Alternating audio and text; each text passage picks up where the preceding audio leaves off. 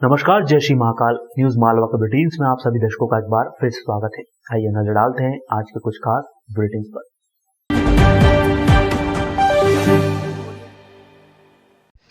उज्जैन जिला अस्पताल को भारत सरकार के स्वास्थ्य मंत्रालय से राष्ट्रीय गुणवत्ता मानक प्रमाणन यानी NQAS सर्टिफिकेट हासिल हुआ है।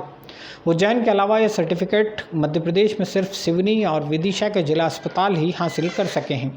उज्जैन जिला अस्पताल को मिला सर्टिफिकेट ये बताता है कि यहाँ अन्य जिला अस्पतालों की तुलना में मरीजों को प्रदान की जाने वाली सेवाओं का स्तर बेहतर है।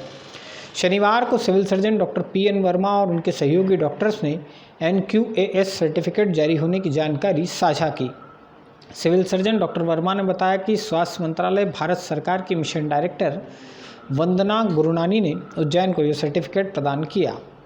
केंद्रीय स्वास्थ्य मंत्रालय की एक टीम ने 24 से 26 जून के बीच उज्जैन में रहकर जिला अस्पताल और चरक भवन में इंफ्रास्ट्रक्चर, मरीजों को प्रदान की जाने वाली सेवाओं, उपचार सहित अन्य सुविधाओं का चेकलिस्ट के अनुरूप निरीक्षण किया था। उज्जैन को इसमें 90% स्कोर हासिल हुआ है।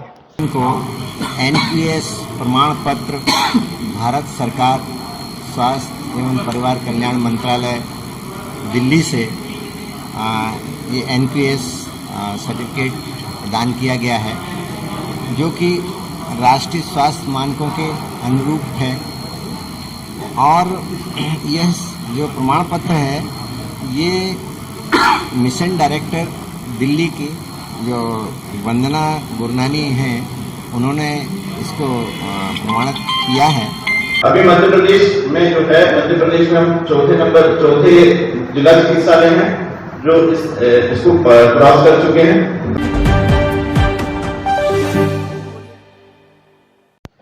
खाराकुआ क्षेत्र के एक बाखल में शुक्रवार शनिवार की दरमियानी रात चोरी की वारदात हो गई है।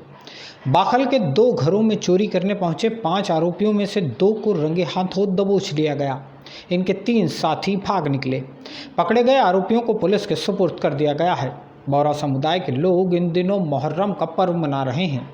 ज़्यादातर परिवारों के लोग इन दिनों में दोपहर के वक्त मस्जिदों में रहते हैं। शुक्रवार की दोपहर 5 लोग खाराकुआ बाखल में पहुंचे और यहां रहने वाले मोहम्मद हुसैन के घर में सेंधमारी कर करीब 5 लाख रुपए कीमत के आभूषण और अन्य कीमती सामान चुरा कर ले गए। शाम के वक्त इसी बाखल में फिर से चोरी की कोशिश हुई। चोर जाकिर मेवावाला के घर में घुसे वे यहां से सामान समेटकर रफू चक्कर हो जाते। इससे पहले ही लोगों ने उन्हें देख लिया और 2 चोर मौके से दबोच लिए गए। ये शाम को करीब 7 बजे के लगभग कलाल तरी जो बाखल है वहाँ पे 2 चोर जो है घुसे उस इलाके में, और वहाँ के लोगों ने उनको पकड़ भी लिया जिनके यहाँ घुसे थे। इसके बाद फिर उन्होंने पुलिस को इत्तला दी। पुलिस तुरंत पहुंची, उनको वहाँ से लेके भी आई और उनसे पूछताछ भी जारी है। क्योंकि उनके पास से कोई इस तरीके का मसूल का बरामद नहीं हुआ है, लेकिन उनका जो कहना है कि आरोपियों का कहना है कि उन्होंने वहीं से हमसे जो कुछ हमने वहाँ से उठाया था वो उन्होंने हमसे वहीं छुड़ा दिया था। इस तरीके फिर भी उनसे पूछताछ कर रहे हैं।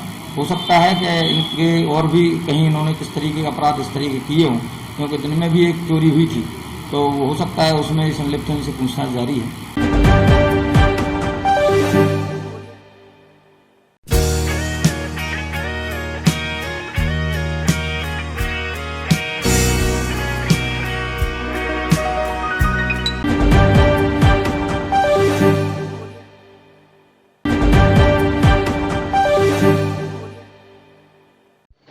हरी फाटक ओवरब्रिज के पास मन्नत गार्डन की सरकारी ज़मीन पर स्मार्ट सिटी कंपनी जल्द ही एक पार्क का निर्माण करने जा रही है। 5 करोड़ 30 लाख रुपए की लागत से बनने वाले इस पार्क के निर्माण के लिए कंपनी ने टेंडर भी जारी कर दिए हैं। मन्नत गार्डन से इस जगह का नाम अब मेघदूत वन हो जाएगा। मन्नत गार्डन की ज़मीन को जिला प्रशासन ने कुछ दिन पहले ही कब्जा मुक्त कराकर इसे नगर निगम के सुपुर्द किया था। अब यहाँ स्मार्ट सिटी कंपनी द्वारा विकास कार्य कराए जाएंगे। मेघदूत वन में पार्किंग स्पेस, चाट चौपाटी, बांस गजेम्बो, बैम्बू पाथवे, बच्चों के खेलने के लिए स्पेस और उपकरण आदि भी बनाए जाएंगे। हरी फाटक ब्रिज रोड से लेकर क्षिप्रा नदी के किनारे तक मेघदूत वन में मियावाकी पद्धति से पौधारोपण किया जाएगा।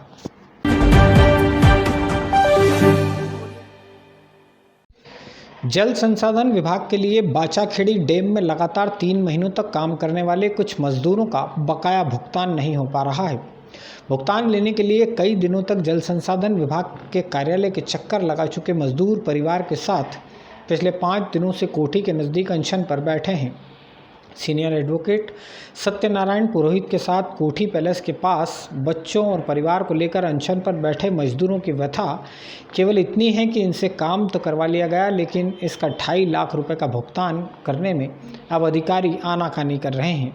एक दूसरे पर जिम्मेदारियां डाली जा रही है। शनिवार को कांग्रेस नेत्री नूरी खान भी इनके अनशन में शामिल हुई।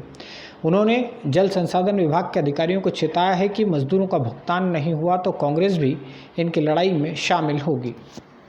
इसके बाद में वो तो आ ही नहीं रहे वहाँ से। फिर मैं लोधी जी को मेदपुर से लेके यहाँ ऑफिस आया, तो ऑफिस से आता जाता 1.5 महीने हो गए मेरे को।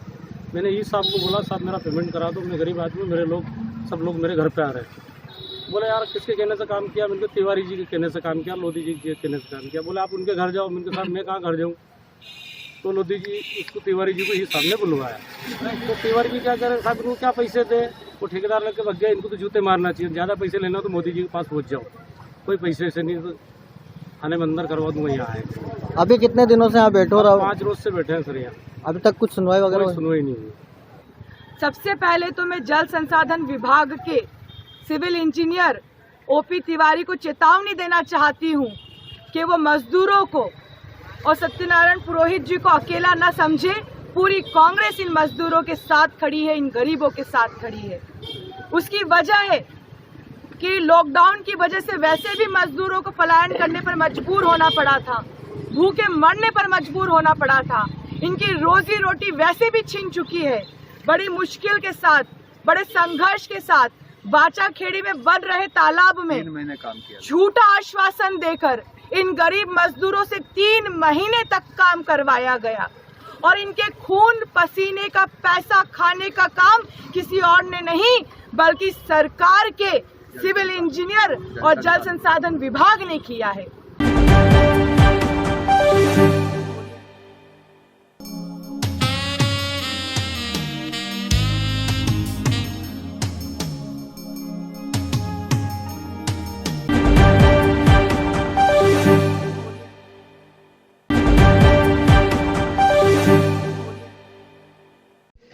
देश 75वां स्वतंत्रता दिवस मना रहा है, लेकिन इन 75 सालों में हम कहां पहुंच गए हैं? उनील के पास सुरजाखेड़ी गांव में शनिवार को हुआ एक घटनाक्रम बताता है कि हमारे यहां विकास कम, श्रेय लेने की होड़ ज़्यादा दिखाई देती है। सुरजाखेड़ी में शनिवार को एक ही दिन एक ही गौशाला का 2 बार लोकार्पण हुआ। सुरजाखेड़ी ग्राम पंचायत में 38 लाख रुपए की लागत से गौशाला बनाई गई है। शनिवार सुबह 11 बजे इस गौशाला का लोकार्पण कार्यक्रम तय हुआ था। क्षेत्रीय विधायक रामलाल मालवीय को इस कार्यक्रम में मुख्य अतिथि बनाया गया था। सांसद को कार्यक्रम में बतौर अतिथि आमंत्रित नहीं किया गया, इसलिए भाजपा के कार्यकर्ता नाराज हो गए। विधायक रामलाल मालवीय के पहुंचने से पहले ही भाजपा से जुड़े जनप्रतिनिधियों और कार्यकर्ताओं ने गौशाला का लोकार्पण कर डाला। कांग्रेस के कार्यकर्ताओं तक इसकी भनक पहुंची। बाद में विधायक रामलाल मालवीय अपने समर्थकों के साथ यहां आए और गौशाला पर लगी पट्टिका का अनावरण किया।